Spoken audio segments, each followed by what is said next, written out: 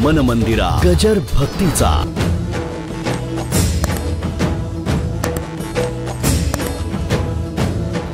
चांदी सोन्याचे हिऱ्याने मडवलेले पलंग होते.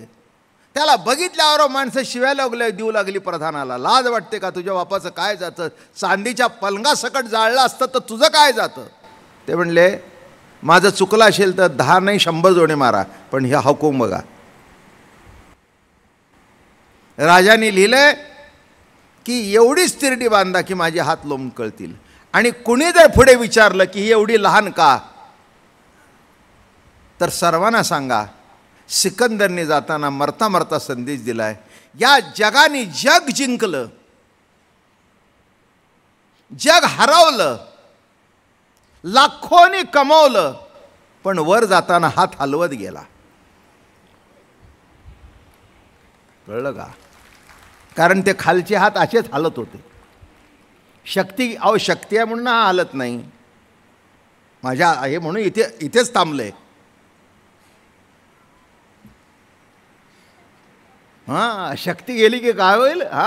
इथे थांबले ते कशाची? म्हणून जगाला सांगा म्हणाल की हातातली जर शक्ती गेली म्हणून हात हलवच वर गेलो, म्हणून जास्ती अडकू नका कशात. याचा अर्थ कोणाला तोडायचं नाही, बरं का? आता विशिष्ट प्रमाणामध्ये तुम्ही माझ्यात अडकलाय, मी तुमच्यात अडकलोय, हे नक्कीच. पण अगदीच अडकलोय असंही नाही, नाही का? 1 महिना मला भेटता,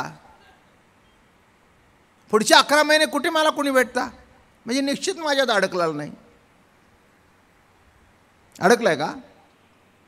हां, काही अपवादात्मक माणसं भेटतात, नाही असं काही नाही, पण न भेटणारी बरीच. म्हणजे अडकलाय का? अडकलाय कशात? प्रवचन चांगली होतात, आपल्याला बरं वाटतं, जाऊन 1 महिना सोय आहे आणि दगडूशेठनी सोय चांगली केलेली आहे, हॉल बिल चांगला घेतलेला आहे, बसायची अडचण नाही. मग ऐकायला काय झालं? बरोबर आहे. आता अडकलाय का माझ्यात तुम्ही? मी तुमच्यात अडकलोय का? नाही. पण 1 महिन्यापुरता तुम्ही माझ्यात अडकलाय आणि मी तुमच्यात अडकलोय. काला झाला आणि पुणे मागे पडले की कार्यक्रम मागे पडला. रोजचं तसंच असतं. ज्या गावात झालं, कार्यक्रम झालं, सकाळी उठल्या, गाडीत बसलो, दुसऱ्या गावी, ते गावी मागे पडलं. 2 दिवसांनी विचारलं की 2 दिवसापूर्वी कोटच्या गावी कार्यक्रम होता, हेही विसरून जातं. तसं नीट लक्षात ठेवा की कोणीही काही नेत नाही, नेता येत नाही, हे लक्षात ठेवून जीवनाकडे बघा, म्हणजे त्रास व्हायचं काही कारण नाही. तसं इथे कोण अडकलाय आणि कोण मुक्त होणार आहे? कुठे अडकलाय सांगा ना, या शब्दावर चालू आहे प्रवचन. कोणीही कुठे अडकलेलं नाही, बरं का? ते एक माकडीची गोष्ट सांगतात. शेवटी पूर तिच्या गळ्याला लागला, त्यालाही टाकून दिलं. कळलं का तुम्हाला? माता पिता बंधू भगिनी कोणी न पवती निर्वाणी, इष्टमित्र सज्जन सखे हे तव सुखाची मांडणी. एकला मी दुःख भोगी कुंभपाक जाचणी, येथे कोणी सोडवेना एका सद्गुरु वाचोनी. धर्म जागो सदैवाचा जो पर उपकारी. काय सांगतायत? धर्म जागो सदैवाचा, परोपकार करणं हा जो धर्म आहे. म्हणून या ठिकाणी महाराज म्हणाले, कैवल्य याच्या मागे लागू नका. तुमच्या चित्तामध्ये प्रभूचं प्रेम कसं प्रगट होईल बघा. हे काय आहे? प्रभू तुमच्यावर प्रेम करतो, पण तुम्ही त्याच्यावर करत नाही, हे वास्तव आहे. तुम्ही म्हणाल प्रभू माझ्यावर प्रेम करतो, याला प्रमाण काय? तुमचा श्वास आहे त्याला प्रमाण आहे. तुमचा प्रत्येक श्वास हे त्याला प्रमाण आहे. कोणी मला इथे सांगावं, एका श्वासाचं मोल किती? श्वासाचं जर मोल केलं असतं आणि तर देण्याची ताकद जर असती, तर या जगामध्ये कोणीच मेलं नसतं. प्रत्येक श्वास मोजून घेतला असता पण गेला म्हणजे गेला.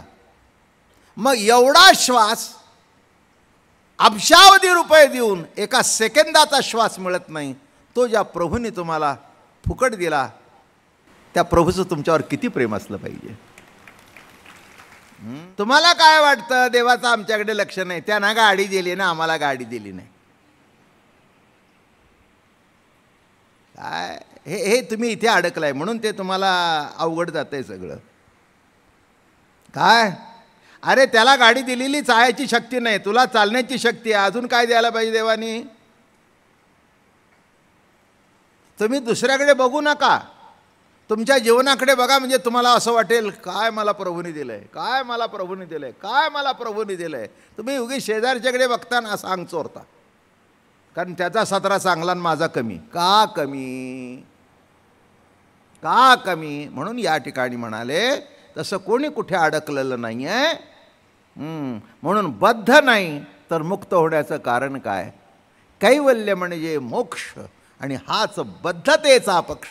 आणि इथे आता सांगतायत कालपासून कैवल्याही चढावा करीत विषय सेवा झाला भृत्य जीव कालवा भक्तीची घरी. कैवल्याही चढावा, त्याच्या पलीकडे जाऊन विषयात असून सुद्धा विषयात अडकत नाही. बघा अशा आत्मैक्य अनुभवाची स्थिती ज्ञानीपुरुषाची इंद्रिय जरी विषय सेवन केले तरी त्याचे ते करणे कैवल्यावर चढावा आहे. इंद्रिय असोत विषयावरी परी मन न रिघो त्या भीतरी. इंद्रिय असोत विषयावरी परी मन न रिघो त्या भीतरी. इंद्रिय विषयावर आहेत पण मन काही त्याच्यात अडकलेलं नाही. असा हा पुरुष महात्मा कैवल्याही चढावा. आणि म्हणून तुकाराम महाराजांना एक बायको केली, एक गेली दुसरी केली, तरी पण त्यांना वैराग्यमूर्ती म्हणतात. हे किती आश्चर्य आहे. बारकाव्याने बघा ना. प्रपंच रचना सर्वही भोगुनी त्यागिली, अनुतापाचे ज्वाळी देहबुद्धी हविली, वैराग्याची निष्ठा प्रगटून दाखविली, अहंता ममता दवणोनी निज शांतीवरिली, जय जाज सद्गुरु स्वामी तुकया दातारा, तारक तू सकळांचा जीवलग सोयरा, तारक तू सकळांचा जीवलग सोयरा, जय जाज सद्गुरु स्वामी तुकया दातारा. वैराग्याची निष्ठा प्रगटून दाखविली. आपल्या जीवनामध्ये असं जीवन जगले म्हणजे सर्व सोडायलाच पाहिजे असं नव्हे, सर्व भोगायलाच पाहिजे असं नव्हे, पण जी मर्यादा आहे त्याच्यात राहून उपभोग घेणं हेच वैराग्य. म्हणून कैवल्याही चढावा.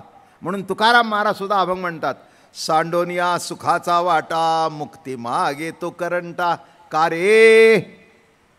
कारे न घ्यावा जन्म प्रेम लुटावे नाम.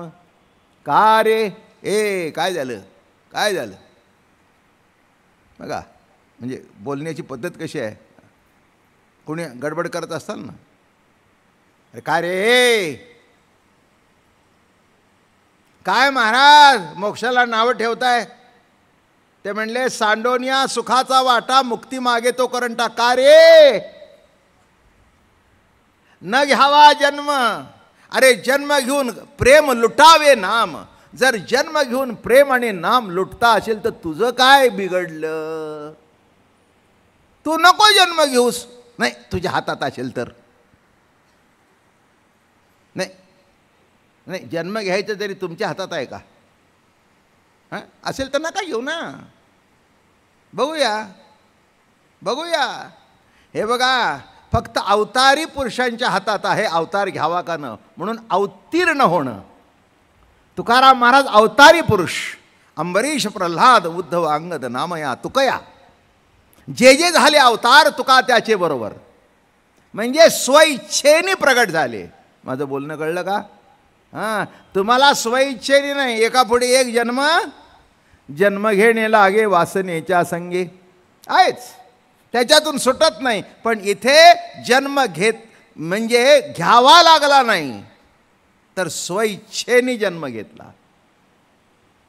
जगदोद्धारा लागी उपाय सुचविला, निंदक दुर्जनांचा संदेह निरशिला, येणे ब्रह्मानंदे प्रेमा डोलविला, न तुके म्हणून तुका नामे गौरविला, जय जाजी सद्गुरु स्वामी तुकया दातारा. किती गोड आरती केली आहे नळोबारायांनी. अरे कशा आहेत तुकोबाराय आमचे. हे ब्रह्मवेत्ते. माझं बोलणं कळलं का. हे जीवनमुक्त, हे जीवनमुक्त.